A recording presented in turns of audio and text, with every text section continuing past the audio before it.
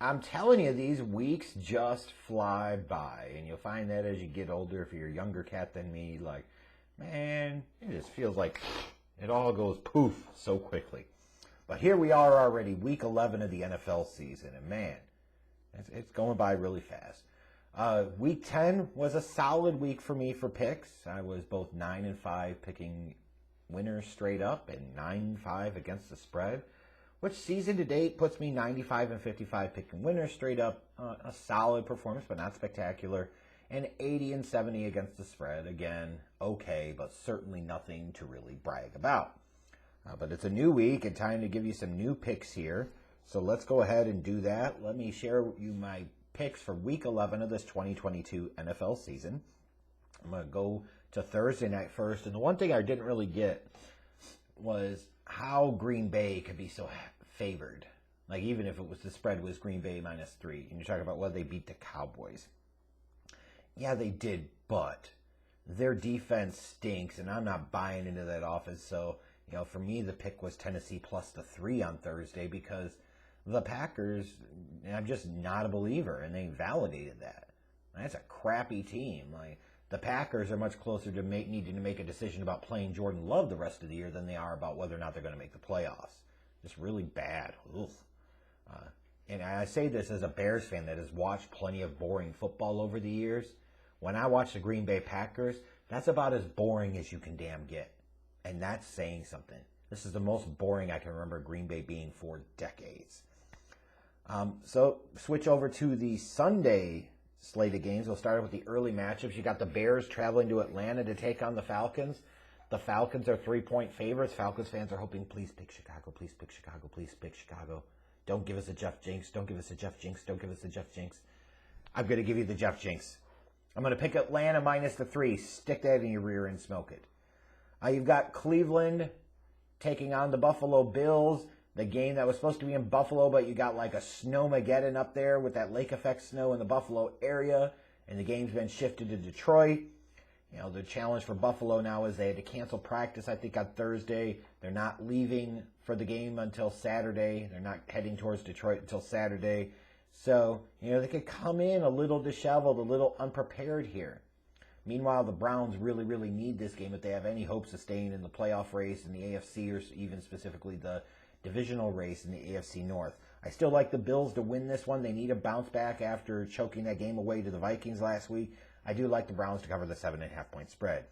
You've got the Eagles coming off of their first loss of the season on Monday night to the Washington Commanders, traveling to Indianapolis to take on Jeff Saturday's Indianapolis Colts. The Eagles are favored by 6.5. I expect a bounce-back performance for them. Give me the Eagles minus the 6.5. The Jets traveling to New England to take on the Patriots. The Patriots favored by 3.5. I don't see any reason to really go against that at this point. Give me New England minus the 3.5.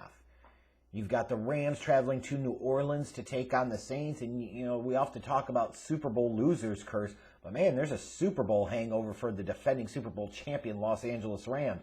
You got your ring, so that's what matters most. But you would hope you would put up a better performance in 2022 in defense of your championship than what they did. This has been pathetic. They're not favored in this matchup against the Saints, and nor should they be. Give me the Saints minus 3 all freaking day long. You got the Lions traveling to New York to take on the Giants.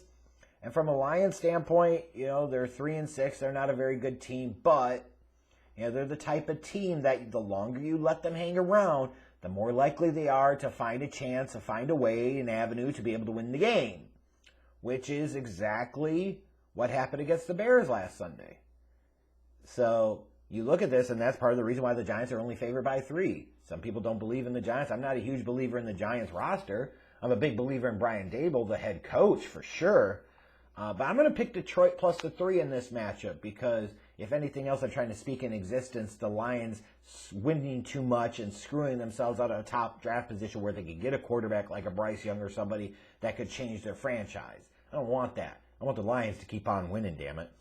You got Carolina traveling to Baltimore to take on the Ravens. The Ravens are big 13-point favorites here. I'm going to go ahead and smash that. Give me Baltimore minus the 13. You've got the Commanders traveling to Houston to take on the Texans, and the Commanders as 3-point favorites. And this is the type of spot you look at for a Commanders team that's towing right at the 500 line. big win against the only remaining unbeaten team in the NFL and the Eagles on Monday night. But it's a short week. You're on the road against the Texans, who are a crappy team. There's an absolute opportunity for a major letdown here. So I'm going to take in an upset the Texans to win plus the 3. Switching over to the Sunday late games, you've got a matchup of two teams that certainly hope they would be in a better spot than they are this year, but they sure as hell aren't. That's the Raiders traveling to Denver to take on the Broncos. And are the stakes for this game is losing head coach gets fired? It should be. But we know the Raiders won't do that because they don't have much money. They can't afford to pay Josh McDaniels to be fired and then hire another head coach. If it was going to be this bad, you might as well have kept Bisaccia. Seriously. Could have saved yourself some money in the process, too. Meanwhile, for the Broncos, let's not kid ourselves. Nathaniel Hackett sucks. And they look like absolute fools for making that big trade for Russell Wilson because he has sucked as well. A matchup of two crappy AFC West teams that made big splashy moves. The Raiders get it going and getting Devontae Adams. The Broncos going and getting Russell Wilson, and look where they're at. In the basement of the fucking division with no real shot at the playoffs. I'll take the Broncos minus the 2.5. You got the Cowboys traveling to Minnesota to take on the Vikings in that late Sunday afternoon game. That should be really hellified good. I was a little surprised to see the Cowboys favored by 1.5 on the road when they just lost to fucking Green Bay and Minnesota went on the road and beat Buffalo in Buffalo? How the fuck does that happen? I don't even want to hear the excuses or the reasons. How the fuck does that happen? Is that me saying that Dallas doesn't have a chance to win this game? Oh, hell no. I think they absolutely do. But it's just crazy to me how the money is landing on the Cowboys here, and it shouldn't. The money should have landed on the Vikings. So I'm going to take the Vikings to win plus the 1.5. And then you've got Cincinnati traveling to Pittsburgh to take on the Steelers. I'll take the Bengals minus the 4. Sunday night matchup is a good one. You've got the Chiefs traveling to Los Angeles to take on the Chargers. It's a matchup. Justin Herbert, Patrick Mahomes. The Chargers can play the Chiefs tough here. And Herbert's had some good performances against the Chiefs. The Chiefs are favored by 5 here, and I understand the temptation. They can win this game for sure. But then they just struggled to beat a Malik Willis-led Titans team on Sunday night last week. I'll take the Chargers here plus the 5.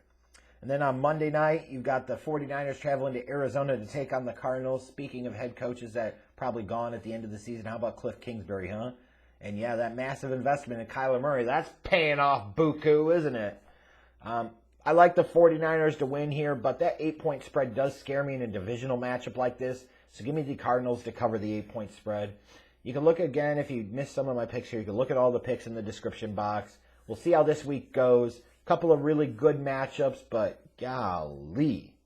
I still can't believe the Cowboys road favorites against a one-loss Vikings team that just beat the Bills. Whatever, I guess.